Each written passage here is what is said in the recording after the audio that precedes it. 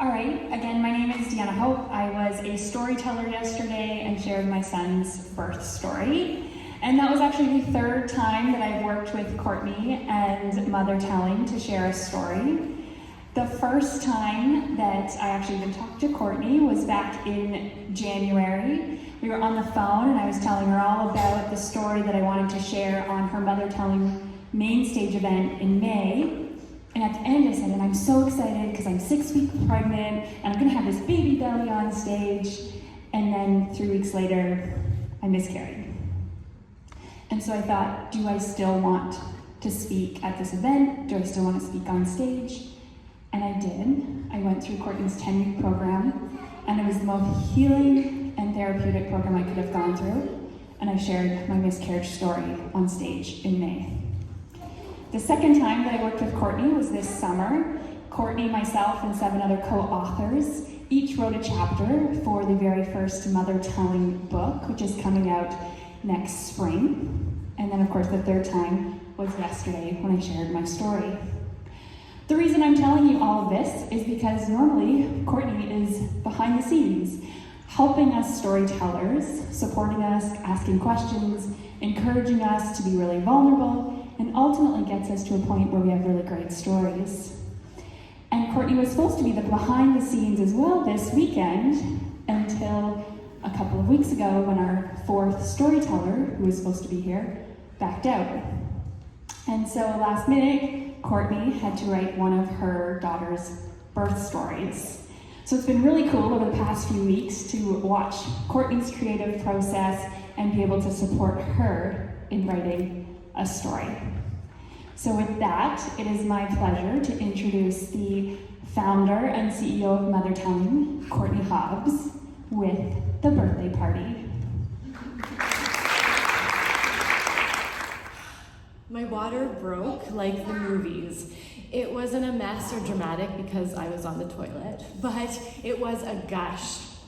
I was 38 weeks pregnant with my second daughter, and it felt like I was overdue. 13 days earlier, on January 1st, I had hit the full term mark, and every day after was like a long waiting game. Because see, my first daughter, Marley, arrived at 35 weeks, and she came into the world with the hospital's version of a birthday party.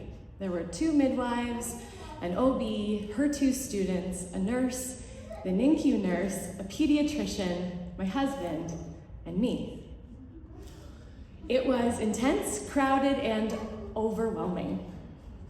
Nobody knew why Marley arrived early. There was no medical explanation, but I knew. She wanted out.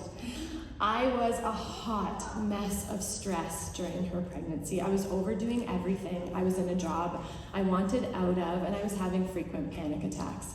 She wanted out of that version of me.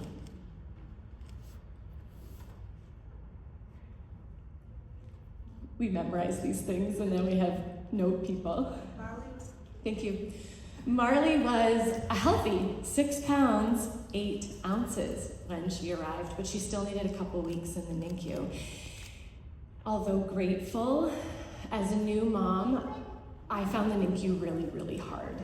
It was rigid, confusing, isolating. I never knew what my place was, and I felt like I was doing everything wrong. And so with this birth, I was determined to spend as little time as possible in the hospital. I started it different from the beginning. I was calm and living a more slow-paced life. I was working for myself in a role that I loved. And I was just determined to have a full-term, healthy baby. My midwife, on the other hand, she was like a little more uptight. I think because there was no medical explanation for Marley's early birth, she was really doing things by her book. So I was going for frequent ultrasounds into my 3rd trimester, most of my 3rd trimester actually. And she was warning me that the baby was going to be huge, and she was really firm on a hospital birth. I trusted her, but I trusted myself too. On the night my second baby was born, I hadn't slept. I tried to, but I had some light cramping that was enough to monitor, but it was really low on the pain scale. I had a shower, did my hair, tried to sleep again, no use. I went downstairs and did some work in my office. And so at 2:30 a.m. when my water broke, I had not been to bed at all. I woke my husband, called the midwife, and she asked the standard questions. And then she told me to monitor and to call her back in an hour. I hung up the phone, looked at my husband after having a contraction that took my breath away, and I was like, we need to leave now. We called our neighbor Jody, who came over in a flash just for this very moment to be with our daughter Marley while she slept. And I remember she was in her house coat, but I don't remember interacting or smiling or saying anything to her because the contractions were so strong at this point. With Marley, that intensity I only remember feeling at the transition phase. Because when I got to the hospital, I wasn't really feeling any pain at all. And they hooked me up to the monitor and said to me, according to this, you're having full and consistent contractions. And I remember laughing because I was like, my mom used to tell this tale of hardly having any pain with her labor with me. But this second labor felt different. Once on our way to the hospital, I had so much pressure in my pelvis that I swore my daughter's head was crowning. We were about 10 minutes from home, 5 minutes from the hospital, and I said to my husband, you need to pull over, she is coming now. He pulls over and he says, what do I do? I'm like, call 911. The 911 dispatcher asks where we are. He says, we're on Wellington Street in Kitchener on the side of the road in front of a school. The dispatcher says, okay, the ambulance is on its way, but let's get you prepared just in case. Is your wife laying down? He asks. No. He flies out of the car, whips around, has to get the car seat from behind me out so I can recline. And then he's by my door and the dispatcher asks, do you have a string? And like a superhero, I remember him grabbing a string from his hoodie and ripping it out. He was like, I got one. Okay. And then he said, can you see the head? And Ben, my husband, and I looked at each other, looked at my pants still on, and scrambled to get them off.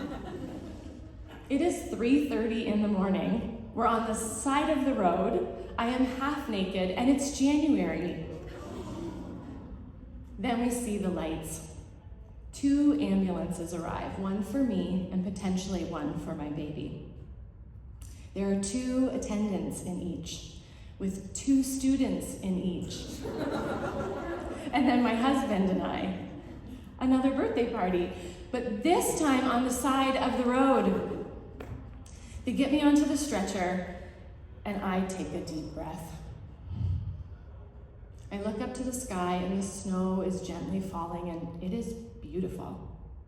And I remember my affirmations, the ones that have been guiding me throughout this pregnancy. Birth is a safe, wonderful experience. Because of the multiple ultrasounds, I know my baby is in the perfect position. My body will work, my baby will fit. Because I've done this before, I know I can do this again. I trust my body. I have been a dancer my whole life, a fitness instructor, a personal trainer. I know my body very well, and I know that there's a good pain that exists. I soften, open, and release. I'm in the back of the ambulance at this point, and the attendant says to me, do you want to have your baby here or try to make it to the hospital? I take another breath in, check in with my body, and I say, I want to make it to the hospital. Because although I don't really want to spend a lot of time in the hospital, I don't want to have a side of the road birth either. He says, okay, let's go. So as we roll into the hospital, my midwife calls my phone and she says, are you the birth arriving by ambulance? I learned from that phone log later that we have arrived with 8 minutes to spare. They wheel me up to the 4th floor. I crawl onto the hospital bed, thank the attendant, and when he leaves, it is just me, my husband, and my midwife. until 3 pushes later when my second daughter, Clark, arrives. At 4:18 a.m., at 9 pounds, 3 ounces, she's here and healthy. A couple minutes later, our moms arrive, followed by the second midwife, and it is just peaceful and calm from there. And we are home by 7:20 a.m. I call it a drive-through birth, but I have come to learn that I had a precipitous labor, which from water breaking to baby arriving happens in under 3 hours. When we walk in, I can hear my dad upstairs with Marley. Ben goes up to get her, and as they come down, I say, "Good morning, sweet girl." And her big blue eyes are wide open, and she's staring at me, wondering where I've been, I have my coat on, and who I'm carrying. "Baby," she says. "This is your baby sister, Clark," I say. She looks at her, studies her. "Sleeping," she states. Still unsure, she leans in for a hug, and I say, "Should we sing happy birthday to baby Clark?" She nods. And there, in our front foyer, as a family, we sing happy birthday to our newest family member, and it is exactly the birthday party I wanted all along. Thank you.